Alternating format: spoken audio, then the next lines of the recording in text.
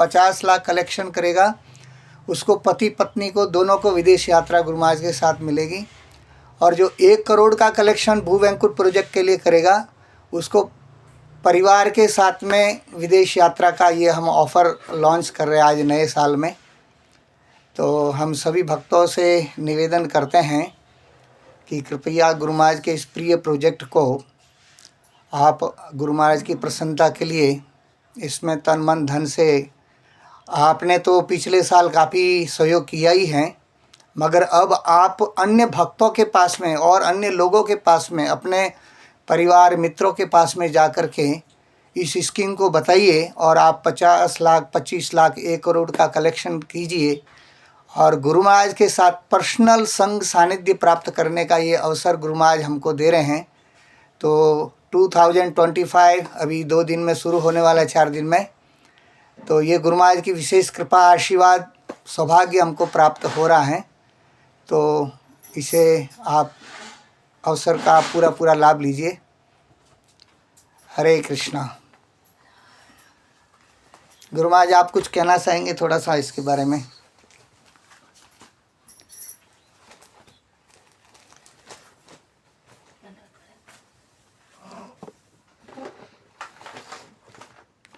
महाराज जी आवाज़ नहीं आ रही है।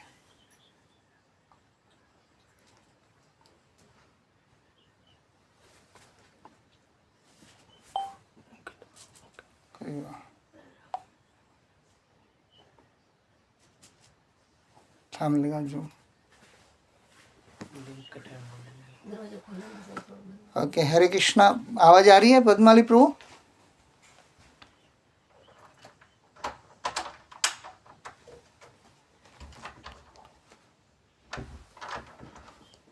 तो गुरु महाराज की कृपा आशीर्वाद से गुरु महाराज के चरणों में प्रणाम, दंडवत प्रणाम करते हुए आज का जूम जपा टॉक जो मुझे सेवा अवसर प्राप्त हुआ है, तो मैं अपने शुद्धिकरण के लिए गुरु महाराज से आशीर्वाद और आप सभी वैष्णव के चरणों में प्रणाम करते हुए आज के जपा टॉक को शुरू करता हूँ।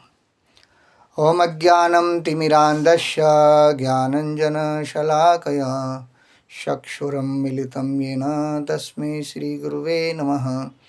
वाञ्छां कल्पतरुभ्यश्च कृपा सिन्धुभ्येव च पतितानां पावनेभ्यो वैष्णवभ्यो नमो नमः। जय श्री कृष्ण चैतन्य प्रभु नित्यानंद शिवादित गदाधर शिवासादि गौर भक्तवृंद। हरे कृष्णा कृष्णा कृष्णा हरे हरे, हरे राम राम राम हरे हरे। नारायणं नमस्कृतं नरं चैव नरोत्तमं देवीं सरस्वतीं व्यासं ततो जयदेवमुदीरयेत्। नष्टप्रायेषु भद्रेषु नित्यं भागवत सेवया भागवतम् उत्तम श्लोकैर्भक्तिर्भवति नैष्ठिकी। हरे कृष्णा। तो कल मुझे पद्माली प्रभु ने कहा कि कल आपको मॉर्निंग झूम जपा टॉक देना है, तो अचानक मुझे समाचार बताया गया। तो मुझे टॉपिक्स दिया गया है कि प्रभुपाद के पुस्तकों को क्यों पढ़ना चाहिए या फिर प्रभुपाद के पुस्तकों को हम व्यवस्थित ढंग से कैसे पढ़ें। तो इस विषय पर आज हम लोग चर्चा करेंगे। आवाज़ आ रही है? तो प्रभुपाद जी की पुस्तकों को क्यों पढ़ना है, तो ये एक बहुत ही अच्छा टॉपिक्स है। वैसे हम देख सकते हैं कि प्रभुपाद जाने के बाद में हमारा जो इस्कॉन मोमेंट है वो 50 साल के बाद में भी आग की तरफ फैल रहा है और आने वाले 10,000 वर्षों तक भी ये हरे कृष्णा आंदोलन जो भगवान कृष्ण चैतन्य महाप्रभु के द्वारा प्रारंभ किया गया है तो आगे बढ़ रहा है। कई लोग हम देखते हैं संसार में कई सारी संस्थाएं होती हैं जो उसका संस्थापक जाने के बाद में वो कुछ ही सालों में वो संस्था बंद हो जाती है, मगर प्रभुपाद की संस्था इस्कॉन दिन दूनी रात चौगुनी प्रगति कर रही हैं। तो कारण क्या है? कारण यही है कि प्रभुपाद ने जो रात दिन अपने खून का पानी किया, रात रात भर जाग करके जिन ग्रंथों को हमें दिया, आज वही ग्रंथ पढ़ करके भक्त बन रहे हैं। इस संसार में हम देखें, अगर कोई भक्त रहे या न रहे, मगर प्रपाद की पुस्तक अगर रहेगी तो निश्चित रूप से प्रपाद की पुस्तक पढ़ करके लोग भक्त बन जाएंगे। जिस दूर देश में कहीं भी कोई भक्त नहीं है, मगर प्रपाद का पुस्तक पहुंच गया तो निश्चित रूप से वो भक्त बनेगा, और वो भक्त ही नहीं बनेगा, अन्य लोगों को भी, उसके आसपास के लोगों को भी भक्त बनाएगा। इसका प्रैक्टिकल उदाहरण मैं खुद हूँ कि मेरे 300 किलोमीटर तक कहीं कोई भक्त नहीं था, कोई मंदिर नहीं था, मगर एक प्रपाद की पुस्तक पहली बार मेरे हाथ में आई, आत्म साक्षात्कार का विज्ञान।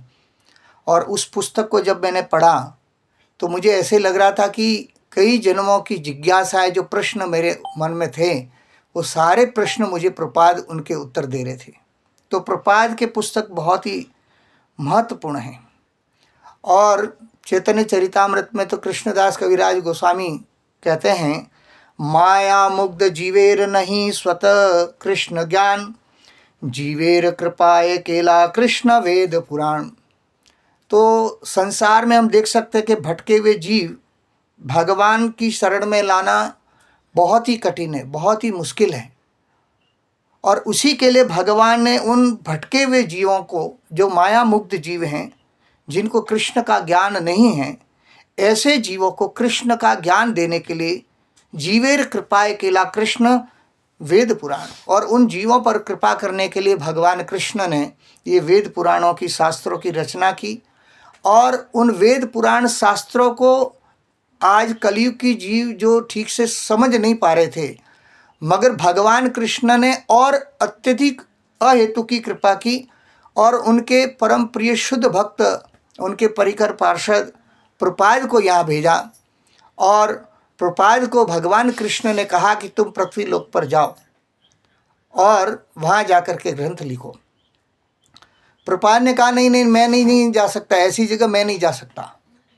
मगर भगवान कृष्ण ने कहा कि तुमको कुछ नहीं करना है, मैं सारी व्यवस्था करके रखूँगा, केवल तुमको पुस्तक लिखना है, और वो पुस्तक मेरे माध्यम से तुम लिखोगे और उसके माध्यम से अपना प्रचार होगा।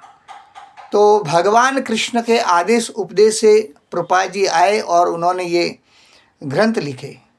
तो हम देख सकते हैं कि आज भक्त कितना रात दिन प्रयास करते हैं उन माया मुक्त जीवों को भगवान कृष्ण की शरण में लाने के लिए। इस समय जो गीता, भगवत गीता मैराथन चल रहा है, रात दिन सारे भक्त 45 लाख भगवत गीता इस वर्ष भारतवर्ष में वितरण हो रही हैं।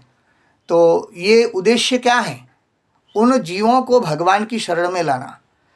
भटके हुए जीव भगवान की शरण में भक्तों के प्रयास से जब आ भी जाते हैं, और फिर और एक समस्या होती है, उनको भक्ति में बनाए रखना और भी मुश्किल होता है, क्योंकि भक्त तो बन गया, मगर हमेशा के लिए वो भक्ति में कैसे रहेगा, उसको टिकाए रखना और भी एक समस्या है। फिर उसके बाद में उस भक्त को 5 साल, 10 साल, 20 साल, यहाँ तक कि अंतिम श्वास तक भी उसको खुश रखना, ये और भी एक बड़ी समस्या है। तो हमारे बीच में गुरु महाराज ये झूम जपा टॉक के माध्यम से बार बार हम लोगों को प्रार्थना करते हैं कि भाई आप लोग आइए, झूम में आइए। तो गुरु महाराज क्यों कर रहे हैं ये सारा, इतना प्रयास क्यों कर रहे हैं? हम लोग झूम में नहीं आते, मगर गुरु महाराज सबसे पहले आते हैं।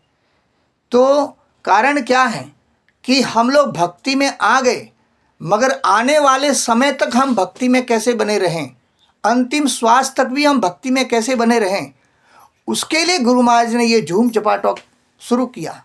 और गुरु महाराज हर दिन हमें, हर पल, हर क्षण हमें गुरु महाराज का संग सानिध्य प्राप्त हो रहा है। तो इसलिए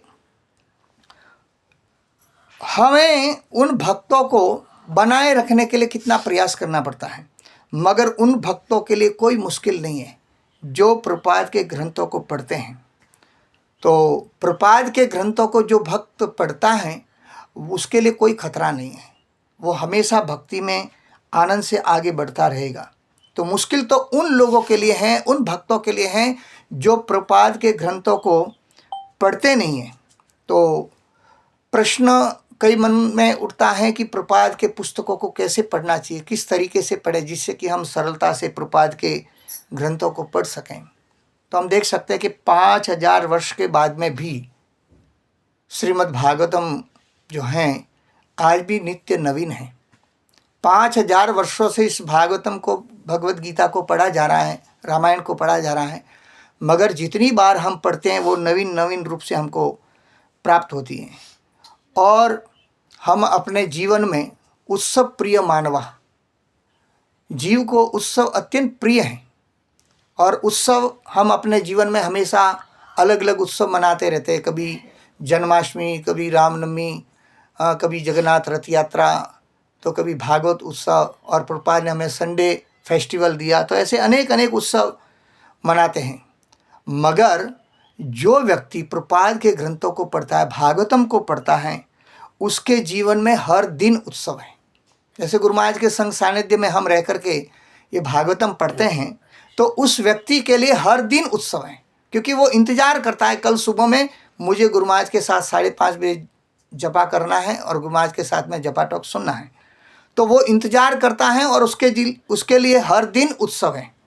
तो हम अपने जीवन में इस प्रकार से भागवत के माध्यम से, प्रभुपाद के ग्रंथ के माध्यम से हर दिन उत्सव मना सकते हैं। हम देख सकते हैं संसार में सारे जीव जो हैं शोक में डूबे हुए हैं और शोक के कारण लोग रोज आंसू बहा रहे हैं। मगर जो व्यक्ति प्रभुपाद के ग्रंथों को पढ़ता है, भागवतम को पढ़ता है, वो सदा प्रसन्न रहता है। ब्रह्मभूत प्रसन्नात्मा न सोचंती न कांक्षति। तो भागवत के श्लोक को पढ़ने से उस व्यक्ति का शोक ही समाप्त हो जाता है। जिस व्यक्ति ने भागवतम के श्लोकों को पढ़ा, भागवतम को श्रवण किया, उस व्यक्ति के आंसू सूख जाते हैं और उस व्यक्ति के हृदय से प्रेम के आंसू निकलने लगते हैं। अभी तक दुख के आंसू निकल रहे थे, मगर वही आंसू अब प्रेम के आंसू बन करके निकलते हैं। तो भागवतम, प्रभुपाद के ग्रंथ हमें शोक, भय और मोह से मुक्त कर देते हैं। भागवतम शोक मोह को मिटा देता है और हमारे हृदय में भक्ति को जागृत करता है। जिस व्यक्ति के हृदय में अनेक अनेक प्रकार के क्लेश चलते हैं, मगर जैसे ही वो भागवतम सुनता है तो निश्चित रूप से उसके सारे क्लेश समाप्त हो जाते हैं। इसका अनुभव आज सुबह ही मैंने किया। क्योंकि संसार में है, घर परिवार में, तो कहीं ना कहीं कुछ क्लेश हमारे प्रारब्ध के कारण आ ही जाता है। तो बड़ा मन विचलित था। मगर जैसे आज सुबह में मैंने भागवतम को पढ़ना प्रारंभ किया और एकदम तरोताज़ा हो गया, एकदम फ्रेश अप हो गया।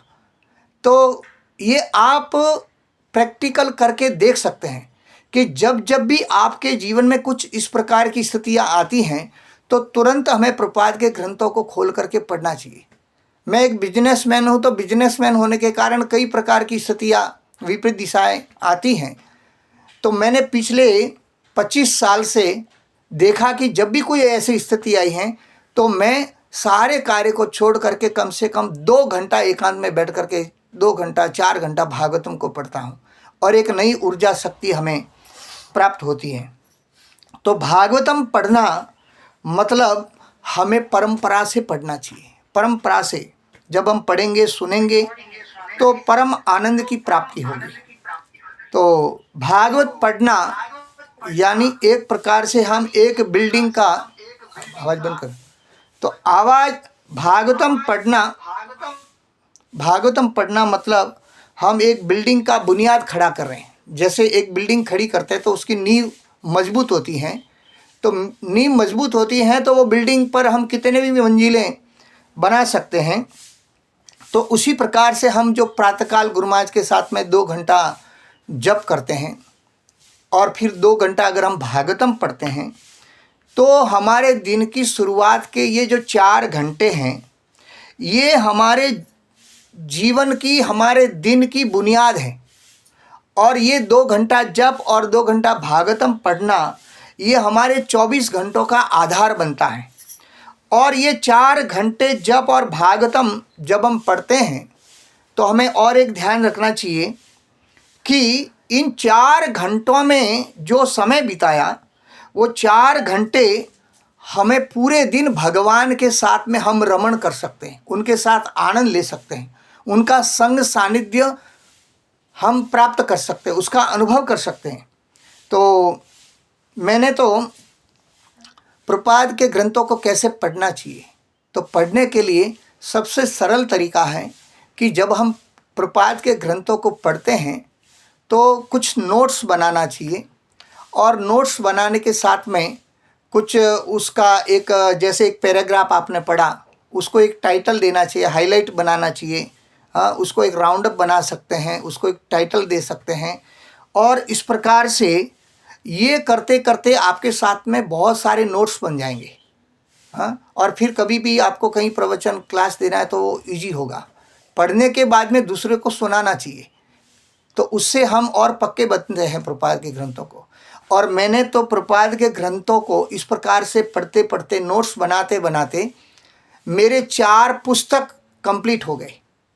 भागवतम को पढ़ते पढ़ते मेरा नोट्स लिखते लिखते पहला नोट्स कंप्लीट हुआ, तो मैंने गुरु महाराज को बताया, तो टॉपिक्स रखा था गृहस्थाश्रम, और फिर वो गुरु महाराज की कृपा से वो गृहस्थाश्रम के रूप में बुक आया, फिर रामायण के रहस्य, फिर भक्ति रस का संपूर्ण ज्ञान, उपदेशामृत के ऊपर। तो कहने का तात्पर्य है, प्रभुपाद के ग्रंथों को गंभीरता से पढ़ने के लिए नोट्स अवश्य बनाना चाहिए। तो ऐसा हम करेंगे तो भगवान क्या करेंगे, ऐसे भक्तों के हृदय में प्रवेश करते हैं जो गंभीरता से भागवतम को पढ़ते हैं, सुनते हैं, तो निश्चित रूप से भगवान उनके हृदय में प्रवेश करते हैं। जो श्रद्धा प्रेम से भागवतम को पढ़ेंगे, सुनेंगे, तो निश्चित रूप से भगवान की कृपा उनको प्राप्त होगी। क्योंकि गीता भागवत जो हैं, ये शब्द स्वयं भगवान के मुख से निकले हुए शब्द हैं, ये कोई सामान्य शब्द नहीं है। ये स्वयं भगवान के मुख से प्रकट होने के कारण कहा गया, गीता सुगीता या स्वयं पद्मनाभस्य मुख पद्म रीतम श्रुताहम। तो ये भगवान की दिव्य वाणी है, और भगवान की दिव्य वाणी होने के कारण ये भगवान की जो वाणी है, भगवद गीता भागवतम, इसमें क्या है, या तो भगवान की कथाएं हैं या भगवान के उपदेश हैं। तो जो व्यक्ति इन उपदेशों को, इन कथाओं को गंभीरता से श्रद्धापूर्वक लेता है, तो निश्चित रूप से उसे भगवान की कृपा प्राप्त होती है। जैसे हम देख सकते हैं कि सुबह में प्रातःकाल जब हम उठते हैं, तो उठते ही हम क्या करते हैं, सबसे पहले अपने शरीर की सफाई करती हैं। शरीर की सफाई करने के लिए हम दंत मंजन करते हैं ताकि मुंह से बदबू न आए, पेट साफ करते हैं, स्नान करते हैं। तो इस प्रकार से हमारे शरीर की सफाई होती है। उसी प्रकार से हमारे अंदर की सफाई, बाह्य भयंत्र सर्व शुचि ही। तो अंदर बाहर से सफाई, अंदर की सफाई कैसे हो, तो उसके लिए हमें भागवतम पढ़ना चाहिए, प्रभुपाद के ग्रंथों को पढ़ना चाहिए। क्यों पढ़ना चाहिए, कोई व्यक्ति प्रश्न करता है कि क्यों पढ़ना है। तो जैसे शरीर के लिए भोजन अत्यंत आवश्यक है, अगर कुछ दिन हम अगर ठीक से भोजन नहीं लेंगे तो हमारा शरीर कमज़ोर पड़ जाएगा, तो फिर हम ठीक से कार्य भी नहीं कर पाएंगे। तो उसी प्रकार से आत्मा का भोजन भजन है, और अगर हमारा भजन नहीं होगा तो हमारी आत्मा, उसका पोषण नहीं होगा। और इस प्रकार से वो आत्मा जो है, जिसकी पोषण के लिए ये भजन अत्यंत आवश्यक, भागवतम का श्रवण अत्यंत आवश्यक है, जिससे हमें भगवान की कृपा प्राप्त होती है। भागवतम के श्रवण से हमारी आत्मा पुष्टि, संतुष्टि प्राप्त करती है और दिव्यता को प्राप्त करते हैं। तो एक भक्त जानता है, एक भक्त समझता है कि भागवत पढ़ने का क्या फल है। वो खुद अनुभव करता है। एक भक्त भागवत को एक शहद की तरह, एक हनी की तरह उसका पान करता है। शहद कितनी मीठी होती है, कितने सारे फूलों का रस उसमें मिला हुआ होता है, और उसको चखते हैं तो कितना आनंद होता है। तो ऐसे ही जो व्यक्ति भागवतम को पढ़ता है तो उसके लिए वो शहद के समान है।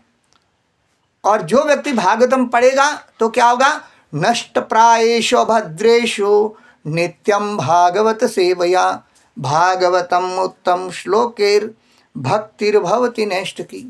तो हमारे जीवन के जितने भी अभद्रता के लक्षण हैं वो सब समाप्त हो जाएंगे। तो प्रभुपाद के पुस्तकों को पढ़ने से हमें एक साथ में दो कार्य सिद्ध होते हैं। एक तो हमारे अभद्रता, नष्ट प्रायेषु अभद्रेषु, सारे हमारे दुर्गुण है वो सब समाप्त हो जाएंगे, और दूसरा शोक भय नष्ट हो जाएगा, और तीसरा है कि भगवान के चरणों में प्रीति प्रेम प्राप्त हो जाएगा। तो भगवान के चरण कमलों में प्रीति प्रेम जिस व्यक्ति का नहीं है, मगर भागवत श्रवण करेगा, भक्तों के संग में बैठेगा, तो उसे भगवान का प्रेम प्राप्त होगा। तो प्रपाद के पुस्तकों को क्यों पढ़ना चाहिए? कई लोग कहते हैं कि भाई क्यों पढ़ें, हम और भी कुछ पढ़ सकते हैं। तो प्रपाद के पुस्तकों को क्यों पढ़ना चाहिए? कई भक्त कहते हैं कि प्रचार के लिए पढ़ना चाहिए। बिल्कुल ठीक है, प्रचार के लिए पढ़ना चाहिए, मगर प्रपाद के पुस्तकों को केवल प्रचार के लिए भी नहीं पढ़ना है। प्रपाद के पुस्तक जब हम पढ़ते हैं तो हमें एक आनंद की प्राप्ति होती है। आप देखिए, बहुत हताश हैं, निराश हैं, और उसके बाद में तुरंत आप भागवतम खोल करके बैठिए और उसको पढ़िए, तो एक आपको आनंद की प्राप्ति होगी। और जब किसी व्यक्ति को आनंद की प्राप्ति होती है तो वो क्या करता है? दूसरे के लिए उस आनंद को शेयर करना चाहता है, बांटना चाहता है। हाँ, तो इसी प्रकार से उसको दो शब्द बोलने की इच्छा प्रकट होती है।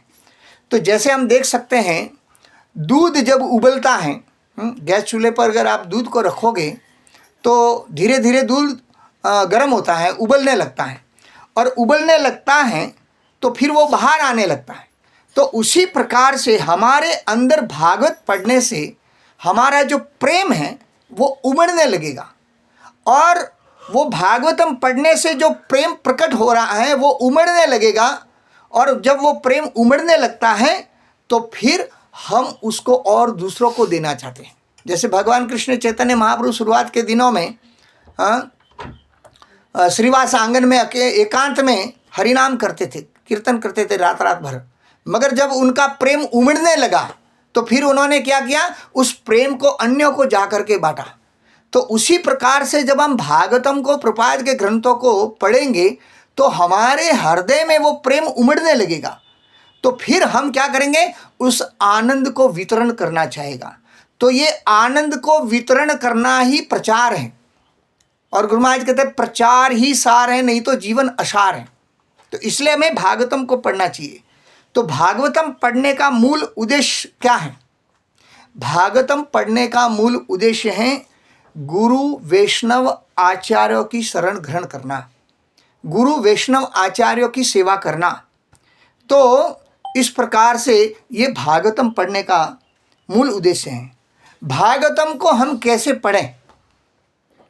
तो भागवतम पढ़ने का उद्देश्य क्या है, ये हमें समझना चाहिए। कई बार लोग सोचते हैं कि भागवतम पढ़ना मतलब पंडित बनना। तो हमारा उद्देश्य भागवतम पढ़ करके पंडित बनना नहीं है। हाँ, जैसे प्रपाद के चैतन्य महाप्रभु के एक भक्त थे देवानंद पंडित, जो महान भक्त थे, मगर चैतन्य महाप्रभु उनसे प्रसन्न नहीं थे। क्यों प्रसन्न नहीं थे? क्योंकि उनके शिष्यों ने श्रीवास ठाकुर के प्रति अपराध किया। उनके शिष्यों ने अपराध किया श्रीवास ठाकुर के प्रति, मगर देवानंद पंडित ने अपने शिष्यों के प्रति कोई एक्शन नहीं लिया, उनको कोई दंड नहीं दिया। तो महाप्रभु उससे कभी भी प्रसन्न नहीं थे। तो देवानंद पंडित बहुत बड़े पंडित थे, ज्ञानी थे, मगर फिर भी महाप्रभु उनसे प्रसन्न नहीं हुए। इसलिए जब हम भागवतम पढ़ेंगे तो हमारे हृदय में वैष्णवों के प्रति एक सेवा भाव जागृत होगा, और फिर हमारे अंदर जो अनेक अनेक प्रकार के ईर्ष्या द्वेष हैं, जिसके कारण हम वैष्णव की निंदा करते हैं, कई प्रकार के अपराध करते हैं, तो ये अपराध अपने आप ही बंद हो जाएंगे। अपराध क्यों होते हैं? क्योंकि वो भगवान का संग न करके संसार का संग करता है, और उसके कारण उसमें अनेक अनेक प्रकार के दोष आते हैं, और फिर वो व्यर्थ के प्रजल्प करने लगता है, और उसके कारण अनेक अनेक प्रकार के प्रजल्पों के कारण अपराध होते हैं। जैसे हम देख सकते हैं रोमहर्षण सूत गोस्वामी जो हैं सभी शास्त्रों में पारंगत थे।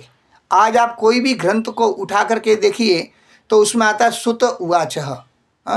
तो सारे पुराणों में आप देखेंगे सूत गोस्वामी सारे पुराणों में रोमहर्षण वो पारंगत थे।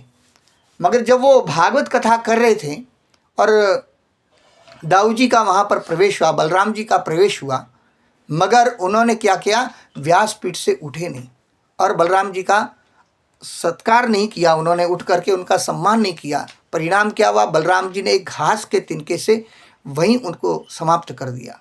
तो भागवतम पढ़ करके में पंडित नहीं बनना है, हम पंडित बनना नहीं है हमें, तो हमें भागवतम पढ़ करके क्या बनना है, कृष्ण के प्रेमी बनता है, भगवान कृष्ण के प्रेमी भक्त बनना है।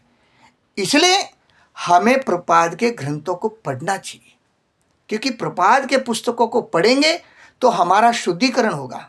प्रपाद के पुस्तकों को पढ़ेंगे तो उससे हमें 3 लाभ होगा। 3 लाभ क्या होगा, पहला लाभ होगा हमें भक्तों से मिलन होगा, भक्तों का संग सानिध्य प्राप्त होगा। दूसरा, प्रपाद के पुस्तक पढ़ने से क्या होगा, हमें भगवान से परिचय होगा, भगवान को हम जान पाएंगे, समझ पाएंगे। जब तक भगवान को जानेंगे समझेंगे नहीं, तब तक भगवान से प्रीति प्रेम नहीं हो सकता। तो भागवतम प्रपाद के ग्रंथ पढ़ने से पहला लाभ भक्तों का संग, दूसरा लाभ भगवान से परिचय, और तीसरा भगवान के चरणों में प्रेमा भक्ति को प्राप्त करना। तो ये 3 मुख्य लाभ भागवत के माध्यम से, प्रपाद के ग्रंथों के माध्यम से होता है। भागवतम को क्यों सुनना चाहिए, तो भागवतम क्यों सुनना चाहिए, इसके पीछे ये सृष्टि काल जब से बना है तब से भागवतम का रहस्य छिपा हुआ है। ये सृष्टि कैसे बनी, इस सृष्टि का पालन कैसे होता है और सृष्टि का संहार कैसे होता है। तो हम देखते हैं कि ब्रह्मा विष्णु महेश ये सृष्टि का पालन पोषण और संहार करते हैं। हाँ, भगवान के 3 गुणावतार के रूप में ये इनको तीनों को सेवा दी गई है। तो इसके विषय में भागवतम का क्या रहस्य है इसके पीछे, इसको हम थोड़ा सा एक प्रसंग के माध्यम से, हम स्कंद पुराण से एक प्रसंग सुनेंगे। तो भागवतम महात्म्य, श्रीमद् भागवतम महात्म्य में स्कंद पुराण में एक प्रसंग आता है, उसको हम थोड़ा सुन करके समझने का प्रयास करेंगे। तो जब द्वापर युग, अष्टाविशे द्वापर अंते सोमेव यदा हरि उत्सार यो निजाम माया तत्प्रकाशो भवे तदा। तो 28वां द्वापर युग जो अभी अभी बीता और अभी अभी ये 28वां कलयुग जो है चल रहा है, तो भगवान कृष्ण स्वयं इस धरा धरती पर प्रकट हुए। और भगवान कृष्ण जब इस धरा धरती पर प्रकट हुए तो उस समय भगवान स्वयं अपनी लीलाओं के माध्यम से डायरेक्ट भगवान अपने जीवों पर कृपा कर रहे थे। परित्राणाय साधूनाम विनाशाय च दुष्कृताम धर्म संस्थापनार्थाय संभवामि युगे। तो भगवान ये सारे तीनों कार्य करने के लिए आए थे। तो उस समय भगवान अपनी लीला 125 वर्ष करके यहाँ से फिर अपने धाम को चले गए। और भगवान जब यहाँ से चले गए तो समय बीत गया। अब उसके बाद में भगवान की प्राप्ति कैसे हो, उसका क्या उपाय है, कैसे हम भगवान को प्राप्त करेंगे। तो उसके लिए कृष्ण तत्व को जानने के लिए अन्य यदाम तत् प्रकाशस्तु श्रीमद् भागवतम भवेतः। और उस समय भगवान स्वयं भागवत के रूप में प्रकट हुए। श्रीमद् भागवतम शास्त्रम यत भागवतेर यदा कीर्तयते श्रूयते च अपि कृष्ण तत्रम निश्चितम। तो जहाँ भगवान के भक्त मिल करके श्रीमद् भागवत कथा का कीर्तन करते हैं, श्रवण करते हैं, उस समय भगवान कृष्ण साक्षात रूप से वहाँ प्रकट होते हैं। तो ये भगवान अपने धाम जाने के बाद भगवान की प्राप्ति कैसे हो, तो ये जो हमने शुरुआत में किया कि माया मुग्ध जीवेर नहीं स्वतः कृष्ण ज्ञान। तो भगवान ने क्या किया, उस समय उन जीवों पर कृपा करने के लिए जीवेर कृपा केला कृष्ण वेद पुराण। तो ये सबसे पहले भगवान इस भागवत के रूप में प्रकट हुए।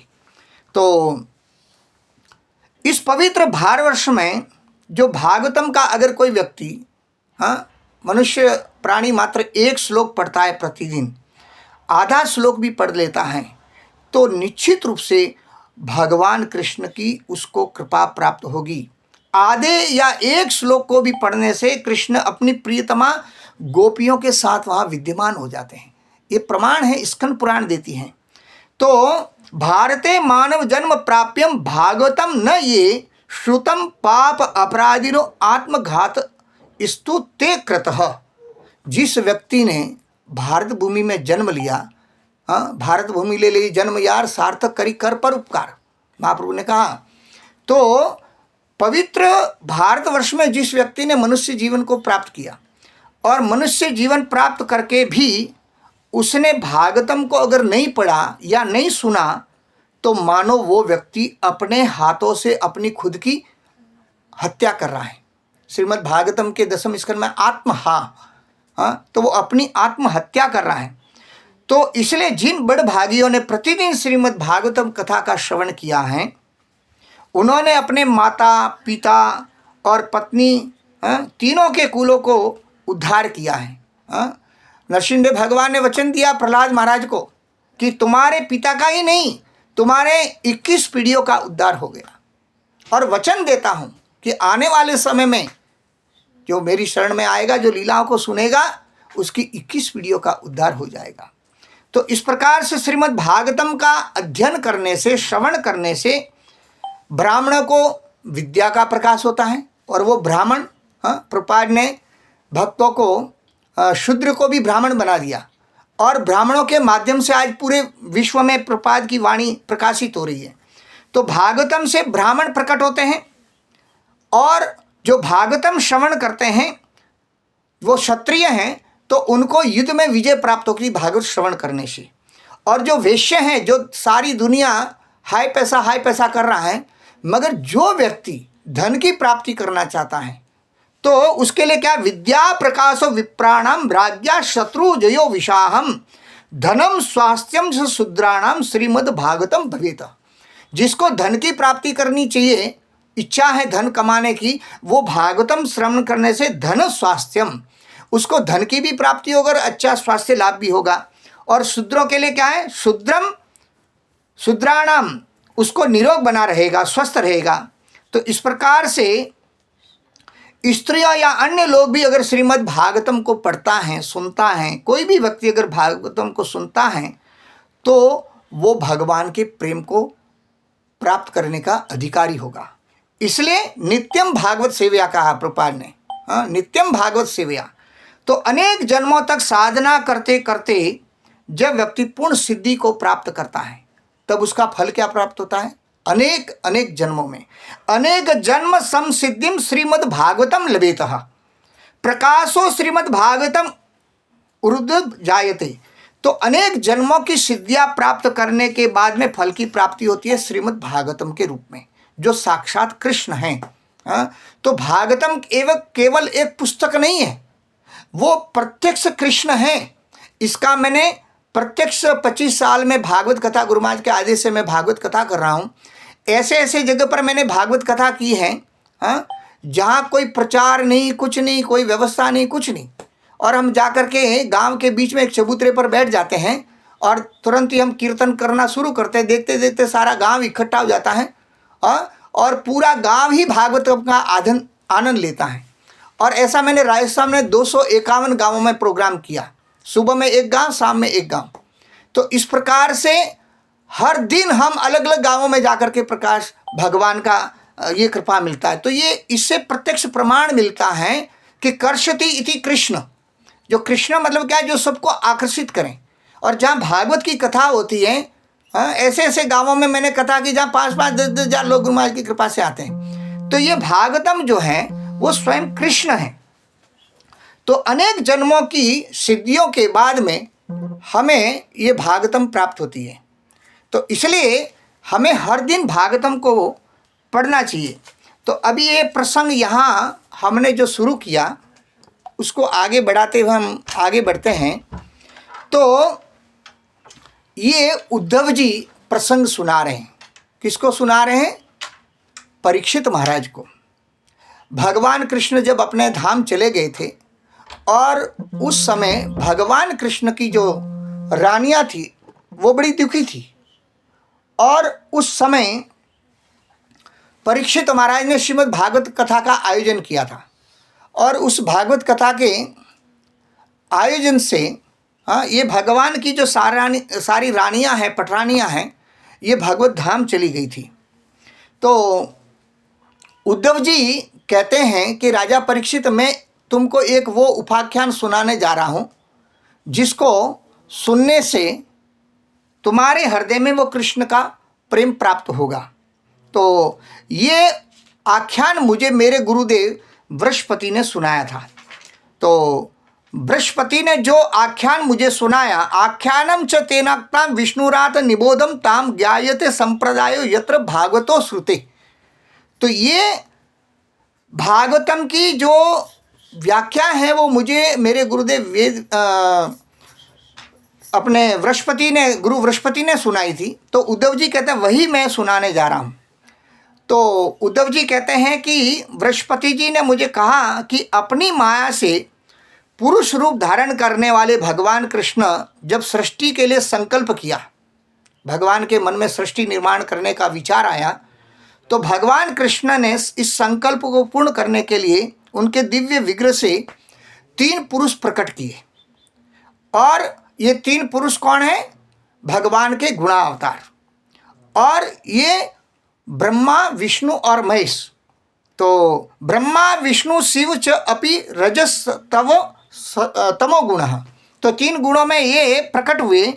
तो भगवान के नाभि कमल से ब्रह्मा जी का प्राकट्य हुआ और ब्रह्मा जी ने अपना मनोभाव प्रकट किया। जब वो प्रकट हो गए ब्रह्मा, तो भगवान से प्रार्थना करने लगे, नारायण आदि पुरुषम परम आत्मा नमस्तुते, और भगवान की स्तुति की। और स्तुति करके भगवान से कहने लगे कि हे प्रभु, आप नार अर्थात जल में शयन करने वाले नारायण नाम से प्रसिद्ध हैं।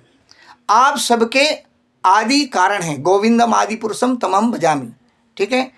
और ऐसे आदि पुरुष के चरणों में मैं प्रणाम करता हूँ। अब मुझे आपने सृष्टि निर्माण करने का आदेश दिया। ब्रह्मा जी कह रहे भगवान से कि आपने आदेश दिया, मगर मेरे मन में भय है, डर है। क्या डर है? कि ये सृष्टि का निर्माण करूँगा मैं, मगर कहीं कोई बाधा न हो कि मैं आपका विस्मरण हो जाए। तो कहीं ऐसा न हो जाए कि मैं आपको भूल जाऊं। क्योंकि कोई व्यक्ति जब क्रिएशन करता है, मैंने किया, तो फिर क्या आता है? अहंकार बढ़ता है, और अहंकार के कारण अहंकार विमूढ़ात्मा कर्ता अहमेति मन्यते, और फिर वो भगवान को भूल जाता है। तो ब्रह्मा जी ने कहा कि कहीं मुझे ऐसा हो गया तो फिर क्या होगा? मैं आपको भूल जाऊंगा। आपकी याद सदा बनी रहे, इसलिए आप मुझ पर कृपा कीजिए। तो ब्रह्मा जी की प्रार्थना को जब भगवान ने सुना, तो उस समय भगवान कृष्ण ने कहा, यदा तू भगवान तिस्मे श्रीमद् भागवतम पुरा। हे ब्रह्मा, तुम क्या करो, अपने मनोरथ की सिद्धि प्राप्ति के लिए सदा मेरा स्मरण बना रहें। तुम मुझे एक पल भी भूलो नहीं। इसके लिए क्या करो? श्रीमद् भागवतम पुरा। इस भागवतम का अध्ययन करो, श्रवण करो। इससे तुम्हारा जो चिंतन है हमेशा मेरा बना हुआ रहेगा और तुम मुझे एक पल भी भूलोगे नहीं। तो इस प्रकार से ब्रह्मा जी ने भगवान के आदेश उपदेश को सुन करके भगवान कृष्ण की नित्य प्राप्ति के लिए 7 आवरणों को भंग करके उन्होंने 7 दिन श्रीमद् भागवत कथा का पारायण किया। और इस प्रकार से इस सप्ताह यज्ञ की विधि के द्वारा 7 दिन श्रीमद् भागवतम का श्रवण करके उन्होंने सृष्टि का निर्माण किया। और ब्रह्मा जी अपने सभी मनोरथ को पूर्ण करने के लिए बार बार भगवत स्मरण बनाए रखने के लिए, सृष्टि का विस्तार करने के लिए बारंबार ये सप्ताह यज्ञ का अनुष्ठान करते रहे। तो ब्रह्मा जी की भांति अगर हम भी अपने जीवन में कुछ करना चाहते हैं तो ये नित्यम भागवत सेवा हमें करना होगा। अब उसके बाद में जब सृष्टि का निर्माण हो गया, अब सृष्टि में जीवों की उत्पत्ति हो गई, अब उनका पालन करने की जिम्मेदारी भगवान विष्णु को आई। तो विष्णुर अरप्य अतमासम पुमांसम सर्वात सिद्धे प्रजानाम पालने पुंसाम यदना अपि कल्पितः। तो भगवान विष्णु कहने लगे कि प्रभु, मेरी योग्यता पात्रता नहीं है। भगवान कृष्ण से कौन कह रहे? विष्णु कह रहे कि हे भगवान, मेरी कोई योग्यता पात्रता नहीं है कि इन जीवों का पालन कर सकूं। तो अनंत काल से धर्म की हानि होगी, तो आपके आदेश उपदेश से मैं अवतरित होऊंगा और पूरा धर्म की स्थापना करूंगा। मगर जहाँ तक है संसार बंधन से जीवों को मुक्त करना है, उनका पालन करना है, और साथ में मैं अपनी पत्नी लक्ष्मी जी भी की रक्षा कर सकूं, इसका क्या उपाय है, कृपा आप मुझे बताइए। ये कौन कह रहे? स्वयं भगवान विष्णु कह रहे हैं। तो उस समय भगवान कृष्ण ने भगवान विष्णु की प्रार्थना सुन करके कहा, तस्माम अपि पुमानाद्यम श्रीमद् भागवतम दिशतः। वही आदेश उपदेश विष्णु को भी दिया जो ब्रह्मा जी को दिया कि तुम अपने मनोरथ की सिद्धि के लिए श्रीमद् भागवतम शास्त्र का सदा पाठ करो। तो इस उपदेश से भगवान विष्णु का चित्त प्रसन्न हो गया और लक्ष्मी के साथ में 1 महीने तक श्रीमद् भागवतम का पारायण किया। अब 1 महीने जब भागवतम का पारायण किया और संसार का पालन पोषण करने लगे, उनकी रक्षा करने लगे, जब भगवान विष्णु स्वयं कथा प्रवक्ता बनते थे व्यासपीठ पर, तो लक्ष्मी जी बड़े प्रेम से उस कथा को सुनती थी। यदा विष्णु स्वयं वक्ता लक्ष्मी से श्रवणे रता। तो लक्ष्मी जी स्वयं श्रवण करती थी, और फिर उसके बाद में जब लक्ष्मी जी की बारी आई तो स्वयं वक्ता लक्ष्मी जी बनी और विष्णु श्रोता बन गए, और तब भागवतम का रसास्वादन 2 महीने तक होता रहा। तो उसके बाद में भागवतम का रसास्वादन 2 महीने तक हुआ, तो बड़ी सुंदर कथा, बड़ी रुचिकर कथा हो रही थी। कारण क्या था? भगवान विष्णु को इस सृष्टि का देखभाल करने के लिए व्यस्त होते, बिजी होते, तो उतना समय नहीं होता है।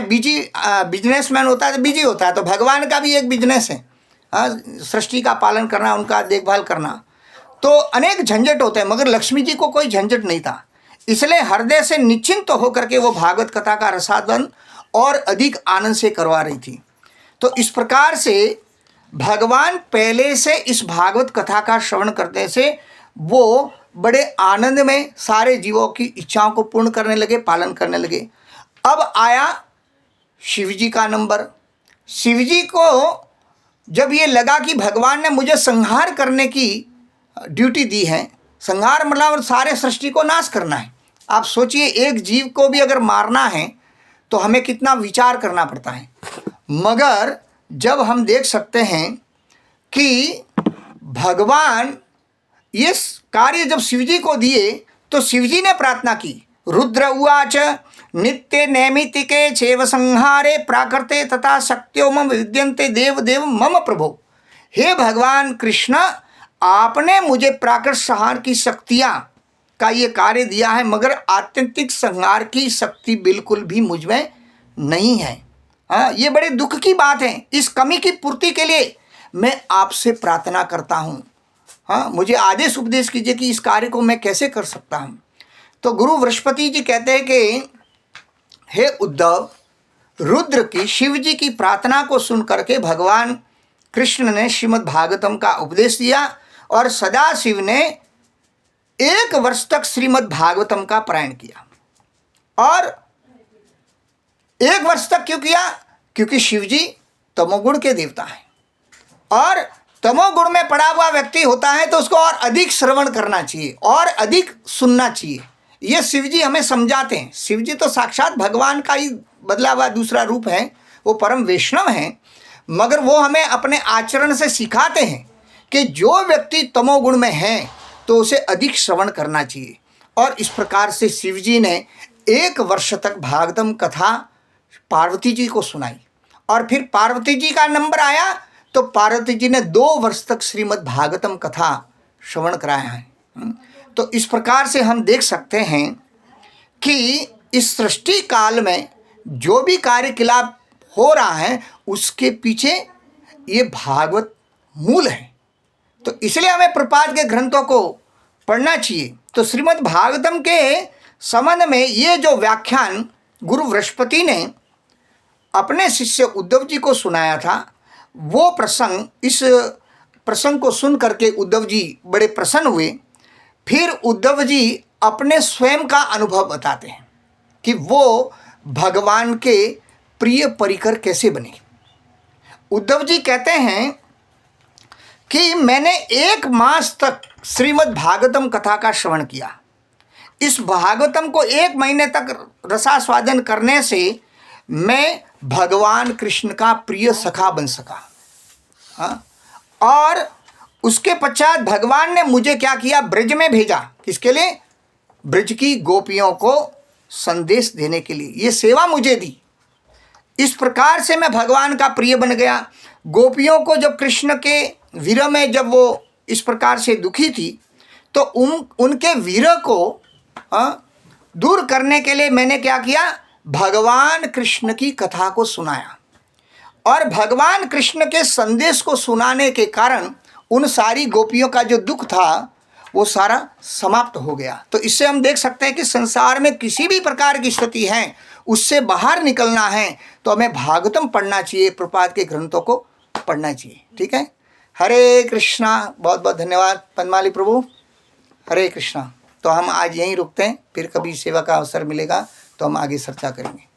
समय भी हो रहा है। बहुत बहुत धन्यवाद प्रभु जी आज के सत्र के लिए। ऐसा लग रहा था कि लगभग कथा के प्रारंभ में भागवत महात्म्य का श्रवण कर रहे हैं हम। आपने बड़ी प्रेम और उत्साह के साथ भागवत महात्म्य और साथ ही में श्री प्रभुपाद जी के ग्रंथों का क्या महिमा है उसके विषय में हम सभी को लाभान्वित किया। तो सभी भक्तों से अनुरोध, हमारी परंपरागत पद्धति से महामंत्र का उच्चारण करके हम श्रीमान जयदीप प्रभु का हृदयपूर्वक आभार व्यक्त करते हैं। हरे कृष्णा कृष्णा कृष्णा हरे हरे, हरे राम राम राम हरे हरे। इसी के साथ हम प्रभु जी के चरणों में आभार व्यक्त करते हुए आज के सत्र को यही विराम देते। कल पुनः गुरु महाराज जी के सानिध्य में नाम जप टॉक के लिए हम एकत्रित होंगे। श्री हरिनाम प्रभु की जय। हरे कृष्ण महामंत्र की जय। ग्रंथराज श्रीमद् भागवतम की जय। ग्रंथराज श्रीमद् भगवत गीता की जय। श्री प्रभुपाद की जय। परम पूज्य श्री लोकनाथ स्वामी गुरु महाराज की जय। वांछा कल्पतरुभ्यश्च कृपा सिन्धुभ्येव च पतितानां पावनेभ्यो वैष्णवेभ्यो नमो नमः। अनंत कोटि वैष्णव की जय।